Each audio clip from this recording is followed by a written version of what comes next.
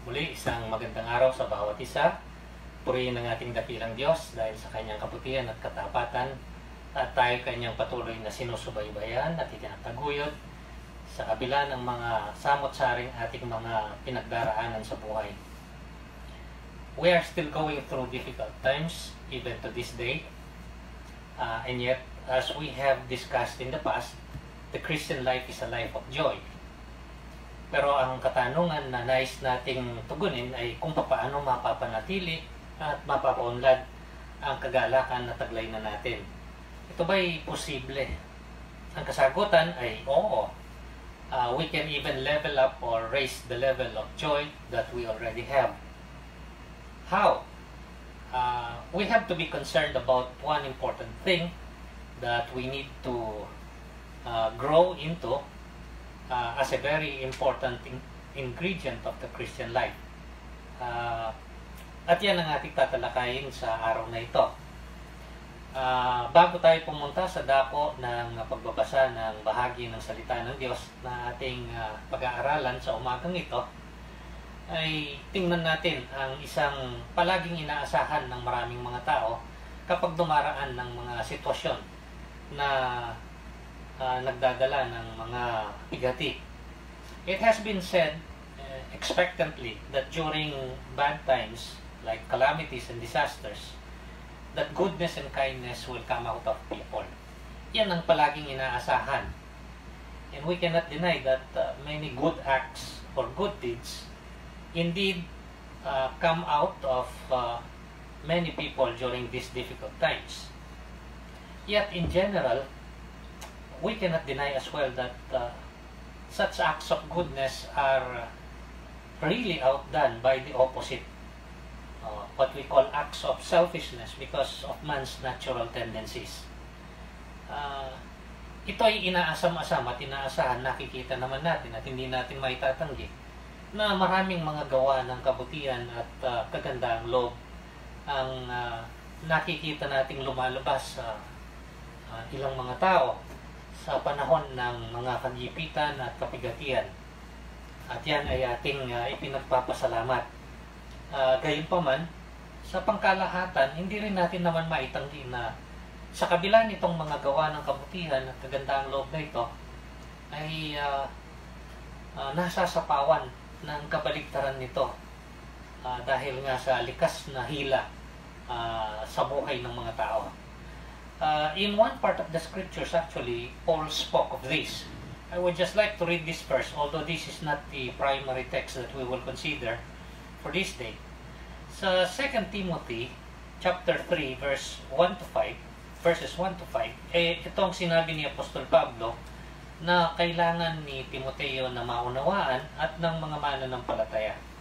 It says here, 2 Timothy chapter 3, verses 1 to 5, "But mark this," tandaan mo to, sabi niya.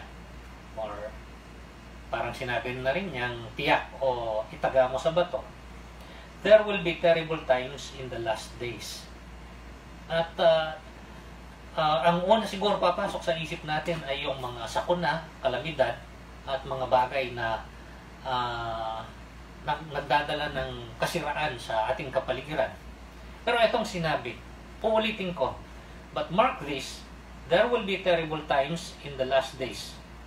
People will be lovers of themselves, lovers of money, boastful, proud, abusive, disobedient to their parents, ungrateful, unholy, without love, unforgiving, slanderous, without self-control, brutal, not lovers of good, treacherous, rash, conceited, lovers of pleasure rather than lovers of God, having a form of godliness but denying its power, have nothing to do with them." Ito'y paglalarawan ni Apostol Pablo sa magiging kaganapan sa mga huling kapanahonan, ang sabi niya. He described people in general, their way of thinking and their behavior in the last days. Actually, I would say that this is for our sake. Kasi ang tinutukoy niya dito ay sa mga huling kapanahonan. It is for us who are alive today. Not that these were not happening or existing during his time, but what he was trying to say is, as they see them already during their time, they will become worse and worse. At ito ang kadahilanan kung bakit sa ating isasaalang-alang na bahagi ng kasulatan sa araw na ito, ay titingnan natin ang isang napaka-importanting paalala o paunawa o kaya matatawag na babala ni Apostol Pablo sa mga mananampalataya doon sa Filipos.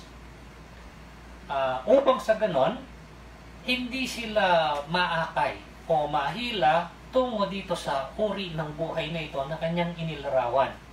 Kaya nagbigay siya ng ganitong paalala. How can we counteract these pulls, powerful pulls, so that our lives, kagaya ng sinabi niya doon sa unang kabanata ng Philippians, will be worthy of the gospel.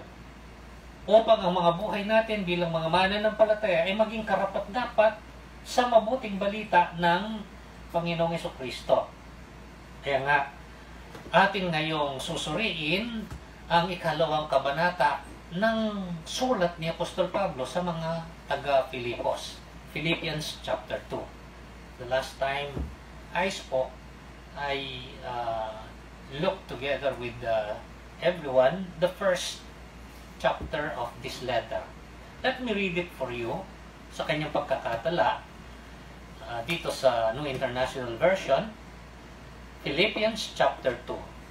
If you have any encouragement from being united with Christ, if any comfort from His love, if any fellowship with the Spirit, if any tenderness and compassion, then make my joy complete by being like-minded, having the same love, being one in spirit and purpose.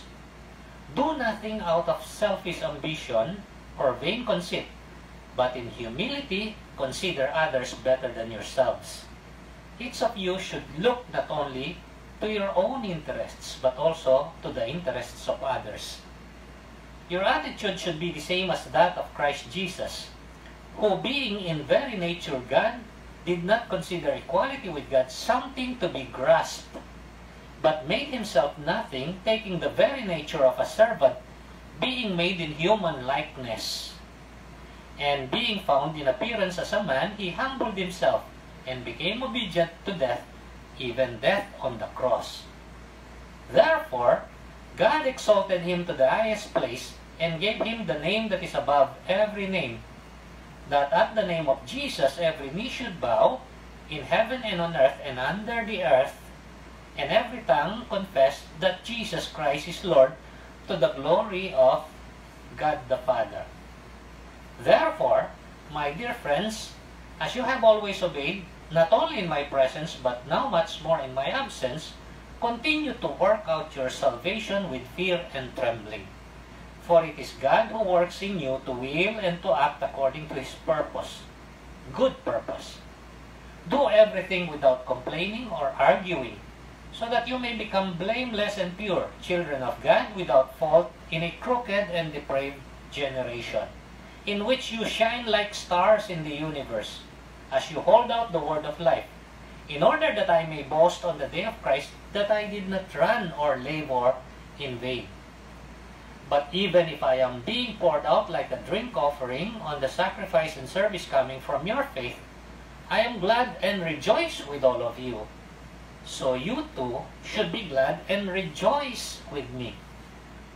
Verse 19, I hope in the Lord to send Timothy to you soon, that I also may be cheered when I receive good news about you.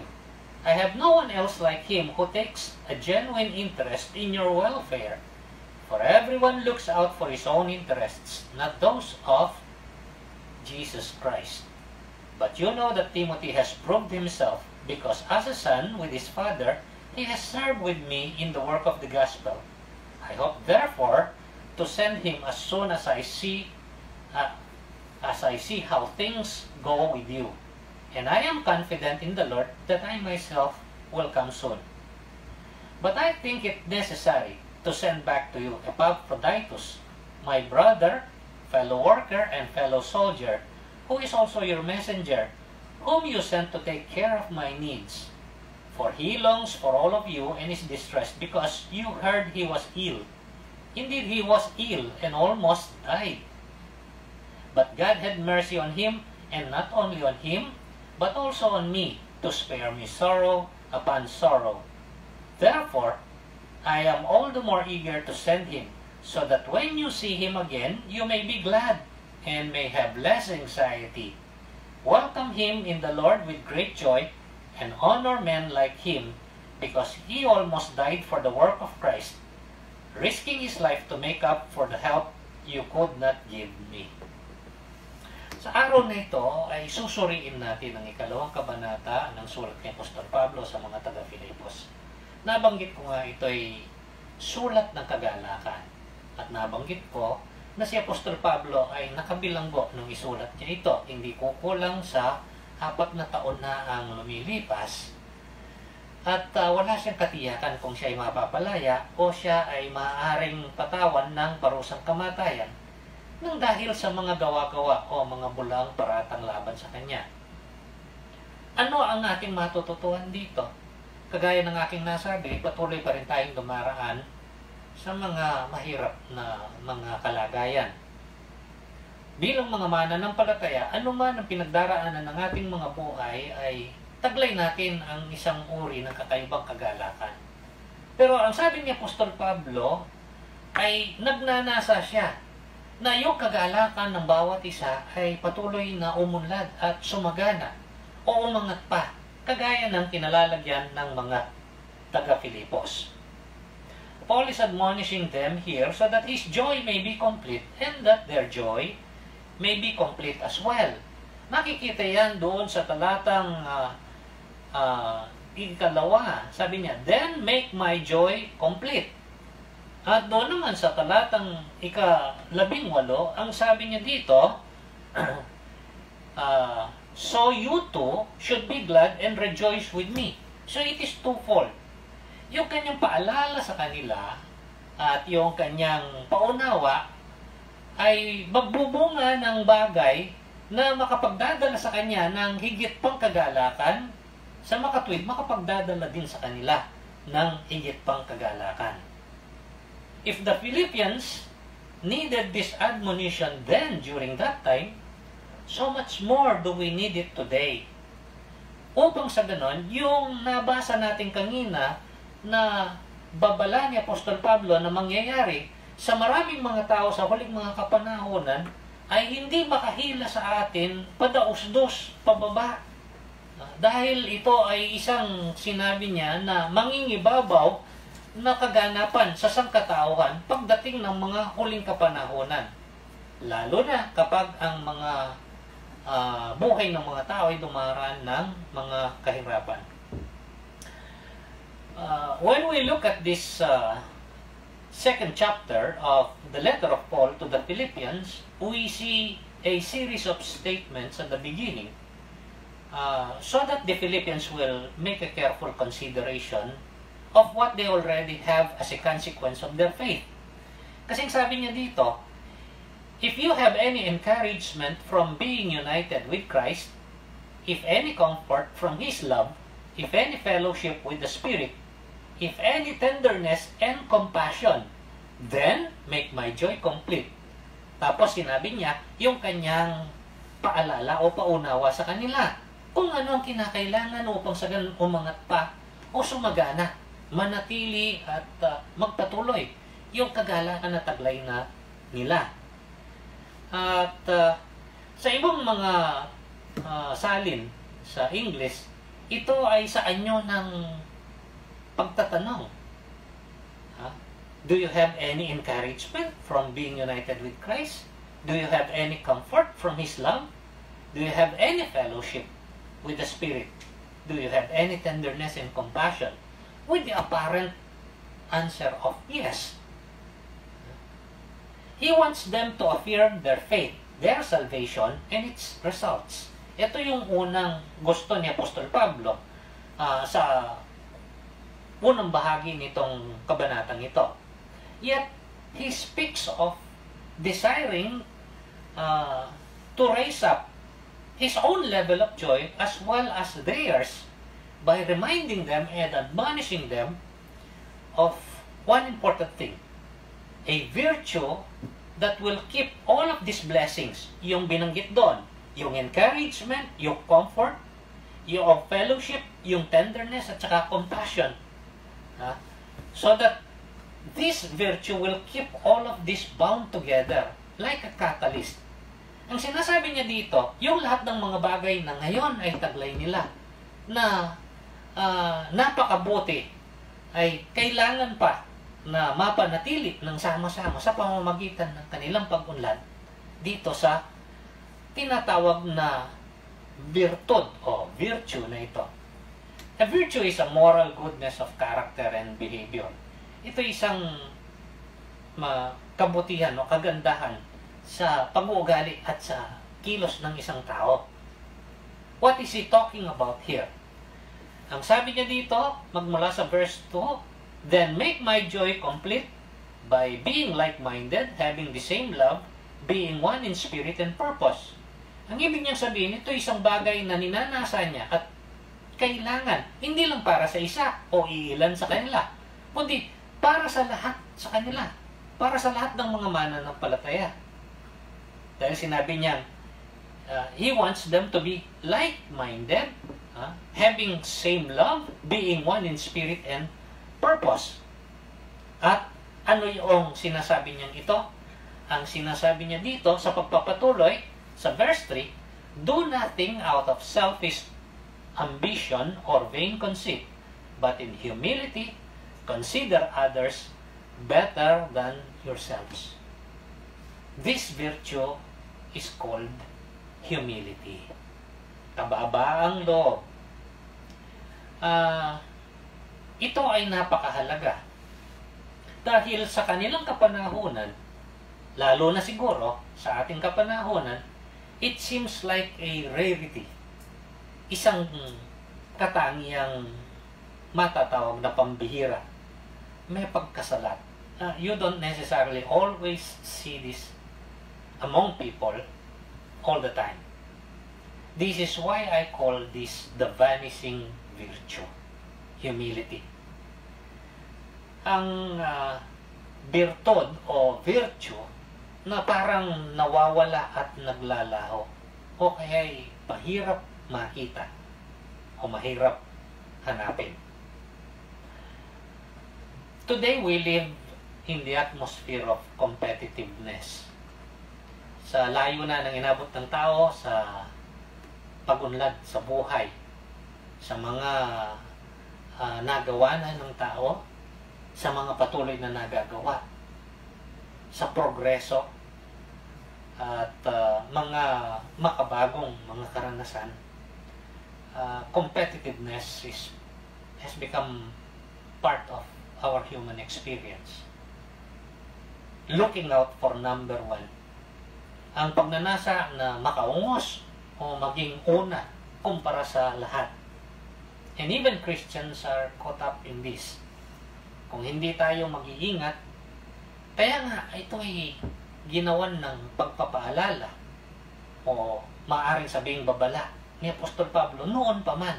At kanya nga sinabi na ang mga bagay na nangyayari noon ay higit pang lalala sa mga darating na kapanahonan.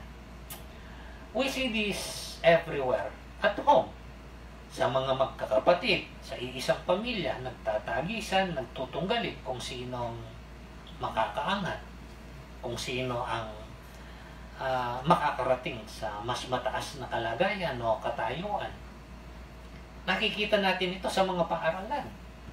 Napakatindi ng tagisan at paglalaban upang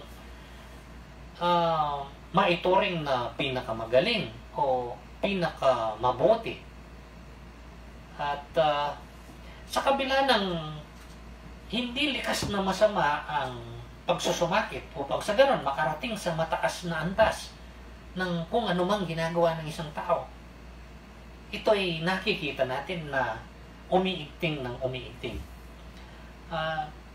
Competitiveness is not necessarily evil, but we see it really in an overwhelming manner. Sa eskwelahan, nakikita natin, ang mga estudyante ay naghangat na makarating doon sa tinatawag na top rank o yung top 1. Ang nakakalungkot kung minsan maging yung mga nag-aaral na sa una hindi man alintana ang mga bagay na ito ay nahuhubog dahil sa mga magulang.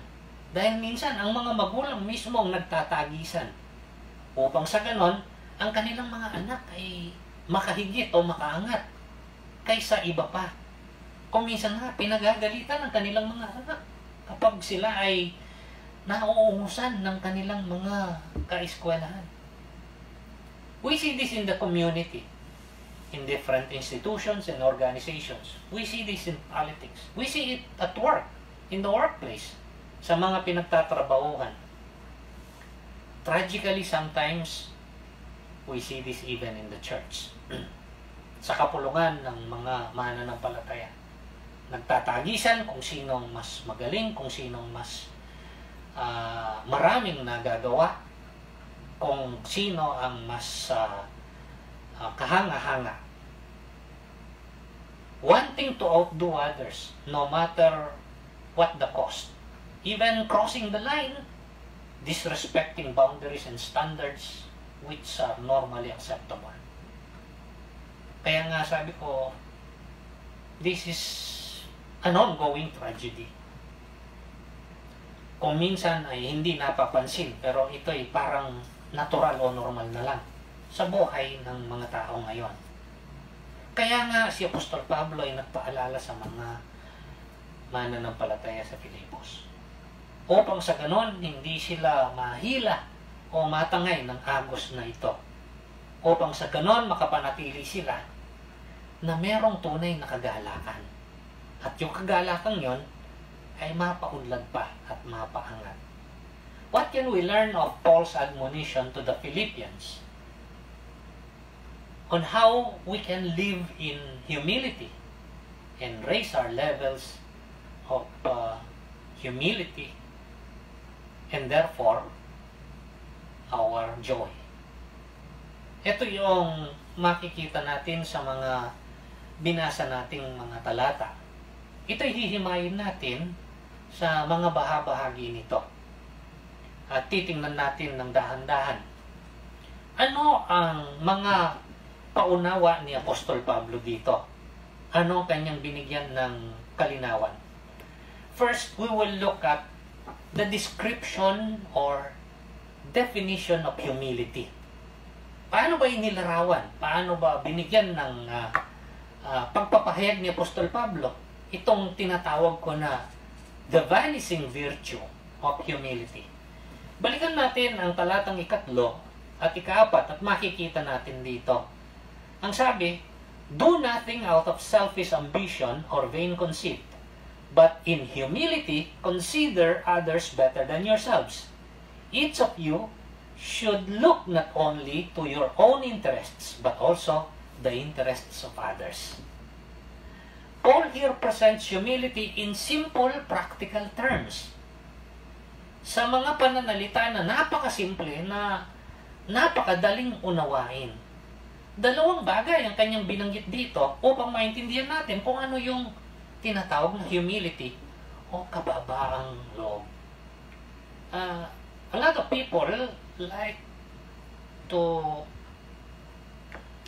talk about humility, but the more difficult part is to show humility. Sa anong kaparaanan pinakita ni Apostol Pablo yung paglalarawan? The description and definition of humility. Una, what humility does not do. Pangalawa, what humility does. Doon sa dalawang talatang ito ay sinabi ni Apostol Pablo kung ano ang hindi ginagawa ng isang taong may kababaang loob. At kung ano ang ginagawa ng taong ito na may kababaang loob. Ang sabi niya, what humility does not do. Do nothing out of selfish ambition and vain conceit. Huwag kang gagawa ng anumang bagay nang dahil lang sa makasariling pagnanasa at pagmamataas. In effect, he's saying, don't think of yourself highly more than you really are.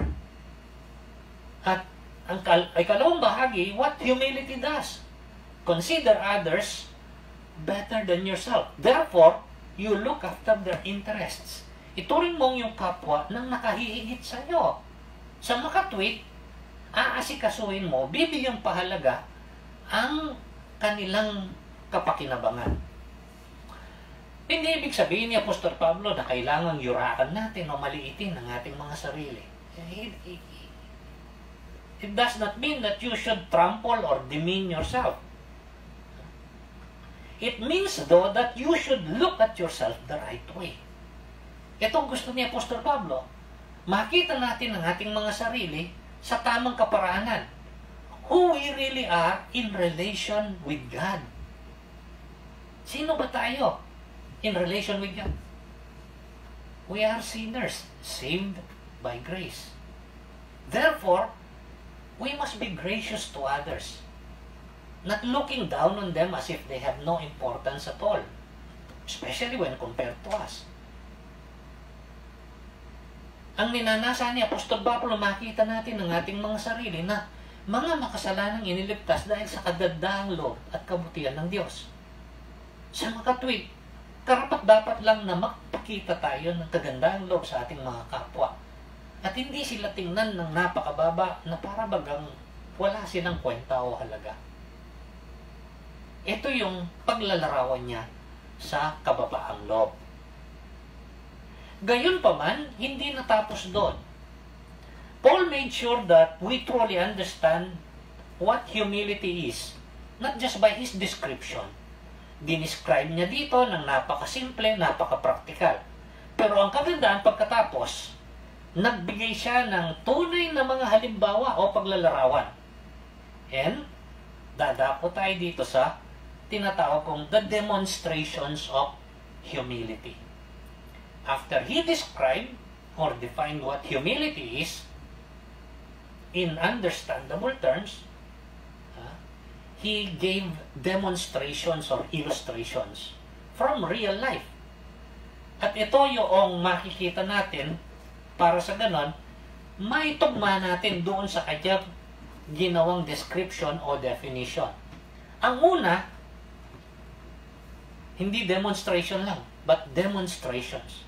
The first one is in verse 5 up to verse 8. Your attitude should be the same as that of Christ Jesus, who being in very nature God did not consider equality with God something to be grasped, but made himself nothing, taking the very nature of a servant, being made in human likeness, and being found in the appearance as a man, he humbled himself and became obedient to death, even death on the cross. Ang kauna-unahan at pinakadakilang na halimbawa ay walang iba kundi ang Panginoong Jesucristo. He is the perfect role model. Bakit? Ang sabi dito, kanyang isinaysang tabi ang likas niyang katangiang bilang Diyos at ang kanyang mga karapatan. Upang sa ganon, sa kanyang kababaang loob, siya'y maglingkod at siya ay magligtas. Inuna ni Apostol Pablo ang pinakadakilang halimbawa, none other than our Lord Jesus Christ. He set aside his divine rights and prerogatives that are innate in Him just to save us and to serve us. Ito yung makikita natin sa ibang bahagi ng kasulatan. Ang Panginoong Jesucristo mismo ang nagpatotoo bilang pagtutuwid doon sa kanyang mga alagad sa kanilang mga kaisipan na nahuhubog ayon sa pangkalahatan na pinaniniwala ng maraming mga taong nabubuhay sa kapanahunan nila. Nais kong tingnan natin itong sinasabi sa Mark chapter 10. Dito, sa verse 45, ang sabi dito ng Panginoong Jesucristo sa kanyang mga alagad patungkol sa kanyang sarili, for even the Son of Man did not come to be served, but to serve and to give His life as a ransom for many. Sabi niya dahil ang anak ng tao, ang tinutukoy niya ay ang kanyang sarili, ay hindi dumating upang siya'y paglingkuran, ngunit upang siya ang maglingkod at magkaloob ng kanyang buhay bilang katubusan para sa marami. The greatest example or illustration or demonstration of humility is none other than the Lord Jesus Christ. But some may contend that we cannot be like Jesus. Maaaring sabihin ng iba, hindi naman tayo maaaring maging kamukha ng Panginoong Jesucristo dahil siya'y ganap. But you know what? He himself, Jesus Christ, said that we can be like Him. He desires us to be like Him if we accept His invitation. A while back, I made a study on the great invitation of the Lord Jesus Christ. Makikita yan doon sa Matthew chapter 11, doon sa verse 28 hanggang doon sa verse 30. Tingnan natin muli ang sinasabi doon. Ang sabi ng Panginoong Hesus dito, remember, there was a study that I made, if you are burdened, then you can find rest in God. Ang sabi ng Panginoong Hesus, come to me, all ye who are weary and burdened, and I will give you rest. Take my yoke upon you and learn from me. For I am gentle and humble in heart, and you will find rest for your souls. For my yoke is easy and my burden is light. Oo, sasabihin natin, ang Panginoong Jesucristo ay ganap. Paano tayo magiging kagaya niya? Gayong ginawa siyang halimbawa ni Apostol Pablo. Ang sabi dito ng Panginoong Hesus, kung tutugon tayo sa kanyang imbitasyon o panawagan, tayo'y kanyang tuturuan na siya gagawa sa ating mga buhay. Upang sa ganon, mahubog tayo sa kanyang katangian. Humble, He is, and He wants us to be humble as He is. Kaya nga doon sa verse 12 at saka sa verse 13, pagkatapos na ipakita ang ginawa ng Panginoong Hesus, ang sabi dito, therefore, balik tayo sa Philippians chapter 2, my dear friends, as you have always obeyed, not only in my presence, but now much more in my absence, continue to work out your salvation with fear and trembling. For it is God who works in you to will and to act according to His good purpose. If we accept His invitation, He will teach us and He will work in us. Sa kabila nito, si Pablo ay nagbigay ng karagdagan pang mga paglalarawan, karagdagan pang mga halimbawa. Paul gave us more examples, this time mere humans like us, to see the possibility of living humble lives, yet with powerful testimonies. Hindi lang ang Panginoong Jesucristo ang ginamit ni Apostol Pablo as demonstration of humility. Tingnan natin yung sinabi doon sa verse 19 hanggang verse 24. I hope in the Lord Jesus to send Timothy to you soon, that I also may be cheered up when I receive news about you. I have no one else like him who takes a genuine interest in your welfare. There it is. Si Timothy, ginawang halimbawa ni Apostol Pablo dito, na isang taong merong tunay na pagnanasa sa ikabubuti ng kanyang mga kapwa. For everyone looks out for his own interests, not those of Jesus Christ. But you know that Timothy has proved himself, because as a son with his father, he has served with me in the work of the gospel. I hope therefore to send him as soon as I see how things go with me. And I am confident that in the Lord, that I myself will come soon. Hindi lang si Timoteo ang ginawang halimbawa ni Apostol Pablo. Sa pagpapatuloy sa verse 25 hanggang sa verse 30, ang sabi niya, but I think it is necessary to send back to you Epaphroditus, isa na namang halimbawa, my brother, fellow worker, and fellow soldier, who is also your messenger. See? Sabi niya, siya yung tagadala ninyo ng balita. Sabi niya dito, whom you sent to take care of my needs. Ipinadala nyo upang asikasuhin ang aking mga pangangailangan. For he longs for all of you and is distressed because you heard he was ill. Indeed, he was ill and almost died. But God had mercy on him, and not only on him but also on me, to spare me sorrow upon sorrow. Therefore, I am all the more eager to send him, so that when you see him again, you may be glad, and I may have less anxiety. Welcome him in the Lord with great joy, and honor men like him, because he almost died for the work of Christ, risking his life to make up for the help you could not give me. Siya mismo ang halos magbuwis ng kanyang buhay upang yung hindi ninyo magawa para sa akin, siya yung gumagawa noon. These are the demonstrations of humility that Paul gave so that we can truly understand what humility is all about. Real life examples. First is the Lord Jesus Christ, na bumaba dito sa lupa, namuhay bilang isang tao na kamukha natin. Nagpakumbaba upang sa ganon makapaglingkod siya at upang sa ganon siya'y makapagligtas. Hindi lang siya. Ibang mga halimbawa pa, kagaya ni Timoteo at ni Epaprodito. How did this demonstrate their humility? Una, by sincere concern for others. Isang taos-pusong pagmamalasakit sa ikabubuti ng kapwa. And by sacrificial service to others. Isang pagpaparaya. Isang paggawa para sa ganon ay makapaglingkod sa kanilang kapwa.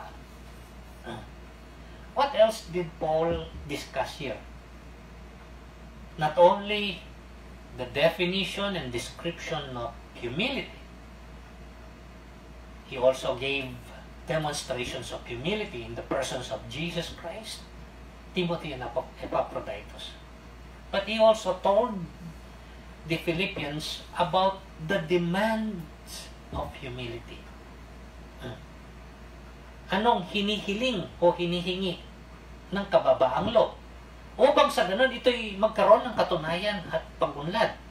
Tingnan natin yung verse 12 hanggang verse 15, yung unang bahagi. Sabi niya, therefore, my dear friends, as you have always obeyed, not only in my presence, but now much more in my absence, continue to work out your salvation with fear and trembling. For it is God who works in you to will and to act according to His good purpose. Verse 14, do everything without complaining or arguing, so that you may become blameless and pure, children of God, without fault in a crooked and depraved generation, in which you shine like stars in the universe. What does humility demand?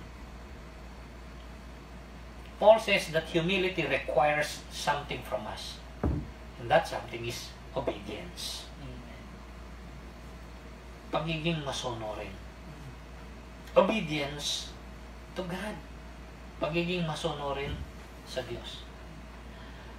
Whether or not someone is looking, whether or not someone knows. Why? God surely sees and God surely knows. You know, there is such a thing called false humility. It is for mere display so that we can pride ourselves for our supposed humility. Ito'y kailangan nating pag-ingatan. Ang tunay na kababaang loob ay may seryosong pagsunod sa kagustuhan at kalooban ng Panginoon. Hindi lang yung pagpapakita upang sa ganon, maipagmalaki natin ang itinuturing na kababaang loob. Obedience is a hallmark of humility. Obedience is expressing our love for God and for others. Kasi ano yung ating gagawin? Saan tayo magiging masunurin? Sa mga utos ng Diyos. Nang tanungin ng Panginoong Hesus kung ano ang pinakadakila sa mga utos ng Diyos, ang sabi niya, ibigin mo yung Diyos ng buong puso, buong isip, buong lakas, buong kaluluwa.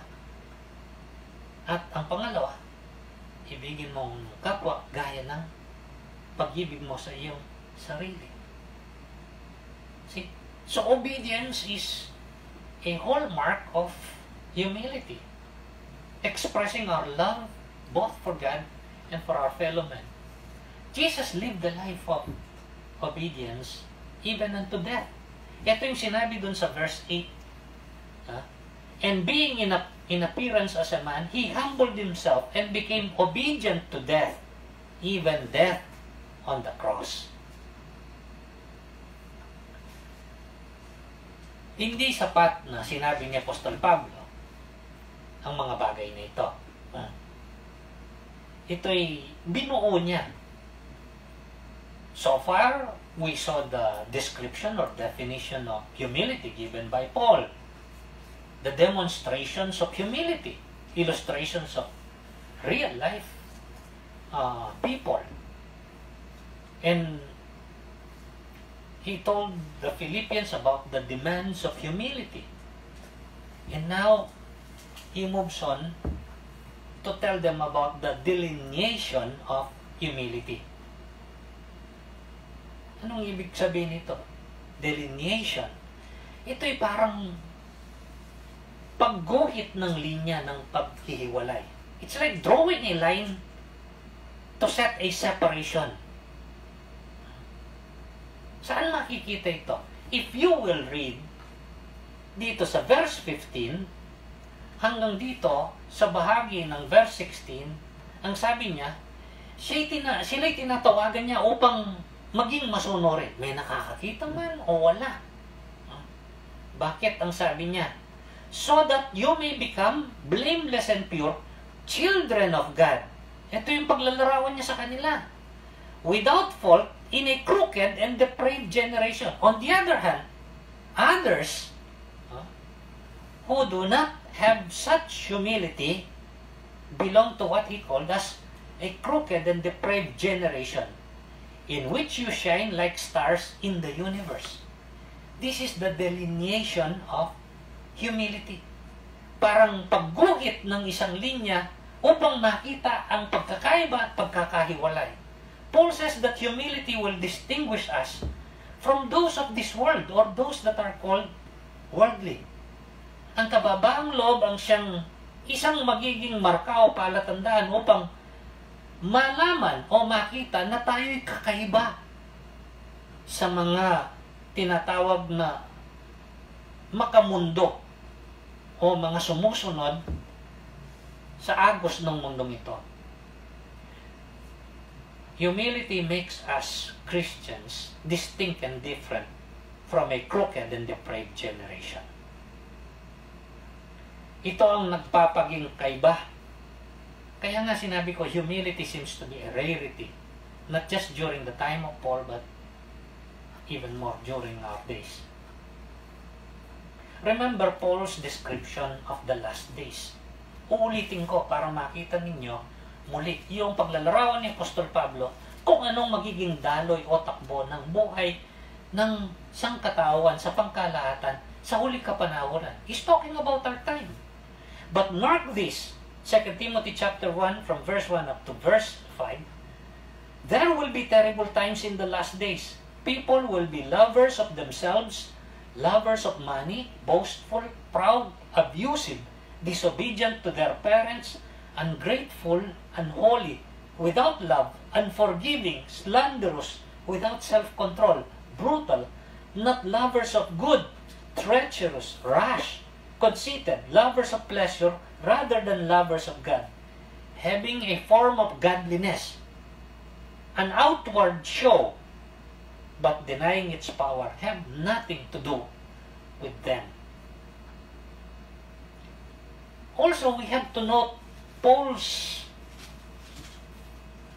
very popular admonition to the Roman believers. Sa isa sa mga isinulat ni Apostol Pablo sa mga mananampalataya, sa mga taga-Roma, merong isang napaka-importanting talata na bahagi nun. Romans chapter 12, verses 1 and 2. Itong sinabi ni Apostol Pablo sa mga mananampalataya na taga-Roma, pagkatapos nilang maranasan na matanggap ang biyaya ng kaligtasan ng Diyos sa paglalagay nila ng pananalig kay Kristo bilang Panginoon at tagapagligtas. Therefore, I urge you, brothers, in view of God's mercy, to offer your bodies as living sacrifices, holy and pleasing to God. This is your spiritual act of worship. Listen to this carefully. Verse 2. Do not conform any longer to the pattern of this world, but be transformed by the renewing of your mind. Then you will be able to test and approve what God's will is, His good, pleasing, and perfect will. It is twofold. Huwag na kayong umayon sa takbo ng sanlibutan. Ang ibig sabihin, huwag kayong maging makamundo. Sa kabilang dako, sabi niya, mabago kayo. Magkaroon ng pagbabago sa pamamagitan ng pagbabago o paghubog ng inyong mga kaisipan. This is the delineation of humility. Humility distinguishes us from the rest of those who follow the system of this world. Jesus also made this distinction. Doon sa binasa ko kanina, na paglalarawan ng Panginoong Hesus sa kanyang pagdating, na siya'y dumating hindi upang paglingkuran, kundi upang siya ang maglingkod at magkaloob ng kanyang buhay bilang katubusan para sa marami. Ano ang pinanggalingan ng kanyang kapahayagang yon? Let's go back to Mark chapter 10. Let's see this from verse 35 up to verse 45. Ito yung pinanggalingan kung bakit sinabit ng Panginoong Hesus yung mga katagang yon. Mark chapter 10 from verse 35. Then James and John, the sons of Zebedee, came to him. Mga alagad ng Panginoon ito. Teacher, they said, we want you to do for us whatever we ask. What do you want me to do for you? He asked.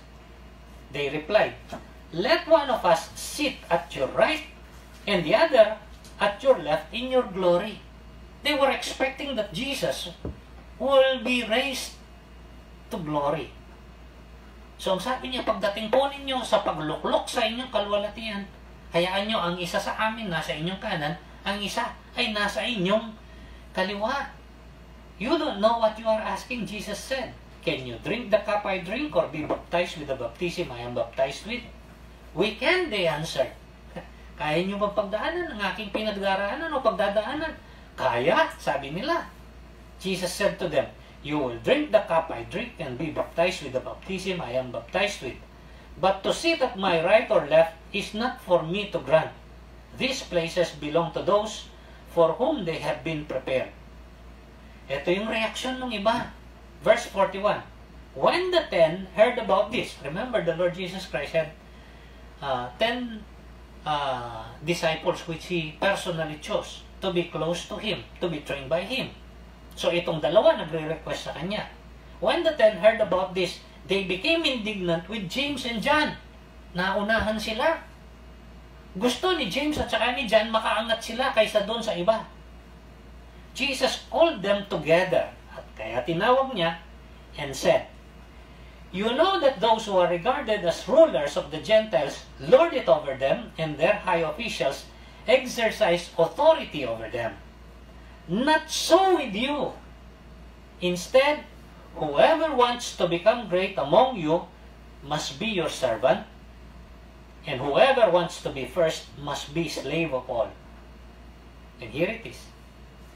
For even the Son of Man did not come to be served, but to serve, and to give His life as a ransom for many. Siya mismo ang halimbawa. Sabi niya, ang mga tao sa mundong ito, ang mga hentil, ang mga namumuno, gusto nila na sila'y makaungos at makaangat sa kanilang mga kapwa. Gusto nila sila'y mauna, matanghal at matanyag. Not so with you, ang sabi niya. Hindi karapat-dapat para sa inyo.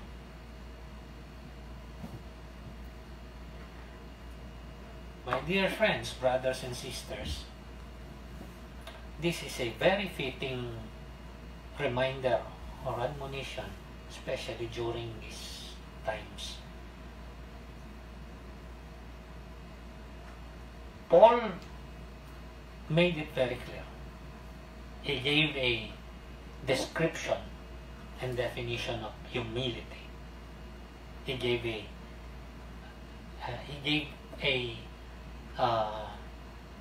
list of demonstrations of humility. And he told them that there are demands for humility. And he showed them the delineation resulting in humility. But this is the good part. The destined outcome of humility. Bakit kailangan? Not only for the joy that we have. Ito ang sinasabi dito sa verse 8 to verse 11. Kung babalik tayo dito sa Philippians chapter 2. Ang sabi niya dito, and being found in appearance as a man, referring to the Lord Jesus Christ, he humbled himself and became obedient to death, even death on the cross. Verse 9, therefore, God exalted him to the highest place and gave him the name that is above every name, that at the name of Jesus every knee should bow, in heaven and on earth and under the earth, and every tongue confess that Jesus Christ is Lord, to the glory of God the Father. This refers to the outcome, the destined outcome, ang itinakda na magiging resulta ng kababaang loob in the case of the Lord Jesus Christ. But here it is for us, for the Philippians. In verse 13 up to also in verse 16, sabi niya, for it is God who works in you to will and to act according to His good purpose. Sabi niya, do everything without complaining and arguing, so that you may become blameless and pure, children of God without fault, in a crooked and depraved generation, in which you shine like stars in the universe. Kayo ay magniningning, sabi niya, na parang mga tala sa sangsinuko. What does this mean? Paul said that we are destined unto exaltation. Jesus Christ, after living a life of humility, demonstrating it in sincere concern, sacrificial service, he was exalted. The Philippians as well were told by Apostle Paul, you will be made like shining stars in the universe. You will be exalted. Kayo'y itatanghal. When we live a life of humility, it is God who will exalt us. It is God who will provide for us that great joy. Kahit na tayo ay kailangang gumawa ng pagsasakripisyo. Not only Paul said this, James also said this. In James chapter 4, in his letter, in verse 6, James said, but He gives us more grace, referring to the work of God. That is why Scripture says, he was quoting Scriptures. Pinapaalala niya, mula pa sa lumang tipan, sa mga kawikaan, ito nang sinabi, God opposes the proud, but gives grace to the humble. Kinakalaban ng Diyos ang mga palalo, ang mga makasarili, ang mga mayayabang. Ngunit, siya'y nagkakalob ng kagandahang loob at biyaya sa mga mababa ang loob. And he said, He gives more grace. Hindi magkukulang ng biyaya. God is the one who will exalt those who live lives of humility. Hindi lang si James ang nagsabi niyan, si Peter. In the first letter of Peter, dito sa chapter 5, dito sa verse 5, sa ikalawang bahagi, ang sabi ni Peter sa kanyang sulat, all of you, clothe yourselves with humility toward one another. Lahat kayo, sabi niya. Because, here it is, he quotes the same thing. God opposes the proud, but gives grace to the humble. Kaya sa verse 6 sabi niya, humble yourselves therefore under God's mighty hand, that He may lift you up in due time. Magpakumbaba kayo sa makapangyarihan na kamay ng Diyos, at Siya ang magtatanghal sa inyo. Cast all your anxiety on Him, because He cares for you. That is why He desires that we also care for others out of humility. This is the destined outcome of humility. After all of this, what shall we conclude then? Without humility, there will be no real joy. Kung walang kababaang loob, wala namang tunay na kagalakan. Jesus humbled Himself and secured salvation for us. And then we humbled ourselves, being poor in spirit, and we accepted and received this salvation by faith. Then joy came into our lives. Ganon nagkaroon ng kagalakan ng ating mga buhay. Dahil nagpakumbaba ang Panginoong Hesus, Siya ay nagkatawang tao, naging alipin, at namatay bilang pagsunod, at nilikom niya yung kaligtasan. At nung tayo naman ay nagpakumbaba upang siya'y kilalanin at tanggapin bilang tagapagligtas, dumating ang kagalakan sa ating mga buhay. Yet Paul says that our joy now need to rise further. Sabi niya, make my joy complete. In effect, he's saying, your joy will be complete. Through what? Through humility. Kaya nga, merong nakaisip siguro doon sa acronym ng joy. J-O-Y. Binagyan nila ng katumbas. Jesus, others, you. Una muna ang Panginoong Hesus, pangalawa ang kapwa, pangatlo ang sarili. As we go through difficult times, there is joy because we have the Lord. But we have to keep that joy. Hindi tayo dapat mahila ng agos ng takbo ng sanlibutan ito. Nang inuuna ay ang mga makasarili na mga kagustuhan, mga pagnanasa na sukat na gagawa ng mga taliwas o salangsang, maging doon sa katanggap-tanggap na panuntunan upang makaangat at makaungos at makuha ang inaasam. As for us Christians, Apostle Paul said, we should be of the same mind, the same love, and the same spirit. Have the same attitude as the Lord Jesus Christ. Doing nothing out of selfish ambition and vain conceit, but in humility, considering others better than ourselves. Then our joy will even increase. Magkakaroon tayo ng higit pang kagalakan. Nawa, ito'y mag-udyok sa atin upang makahanap tayo ng mga oportunidad at mga pagkakataon upang asikasuhin hindi lang yung mga sarili nating mga pakinabang, hindi minamasama na normal na asikasuhin natin yung ating mga sariling pakinabang, kundi kailangan din na asikasuhin natin ang kapakinabangan at ikabubuti ng ating mga kapwa. Each of you should look not only to your own interests, but also to the interests of others. And may we find greater joy as we do this.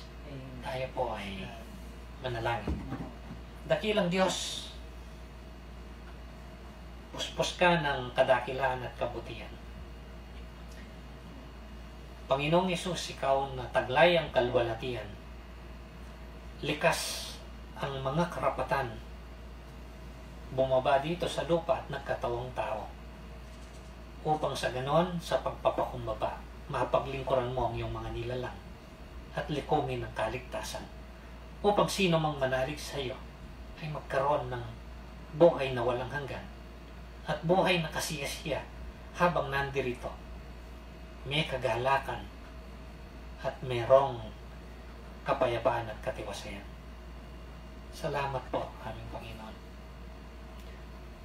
Turuan mo po kami patuloy upang sa ganon kami ay matuto pang magkaroon ng kababaang loob. Manatili ang kababaang loob na hindi ginagawa ang anumang bagay para lang sa sariling kapakinabangan. Ngunit itinuturing ang aming mga kapwa na nakahihigit, sukat na aming asikasuhin at bigyang pansin ang kanilang mga kapakinabangan. At alam namin, Panginoon, hindi kami magkukulang kailanman. Sapat ang iyong biyaya, sagana ang iyong biyaya, lalo na sa mga mapagpakumbaba. Your grace abounds, O Lord, because you oppose the proud and gives grace to those who are humble. Here we are, O Lord. Aming ipinapasakop ang aming mga sarili sa iyo. Aming ipinagkakatiwala upang sa ganun hindi namin kailangang pagsumakitan at pagsumigasigan ng sobra-sobra ang aming mga sariling pakinabang, kundi makita namin maging ang pangangailangan ng aming mga kapwa. At alam namin na kapag kami ay tumugon, hindi kami mawawalan. Uunlad pa ang aming mga kagalakan, ang aming mga kapayapaan, ang aming mga katiwasayan, maging ang aming mga biyaya at pagpapalang tinatanggap, Panginoon. You will always be enough for us. Your grace will always be sufficient for us. Because you will never run out of blessings appropriate for all of us. Salamat po, Panginoon. Nawa sa pamamagitan nito, kami ay makapaglarawan ng iyong kabutihan sa amin. That we may become shining lights. That people may see your good works in us. And they may exalt you, O Lord. And in turn, you will be the one to exalt us, O Lord. Salamat po. Pinupuri ka namin, dinadakila. Sa tanging pangalan po ng aming Panginoong Hesus. Amen. Magandang araw po. Have a blessed and godly day.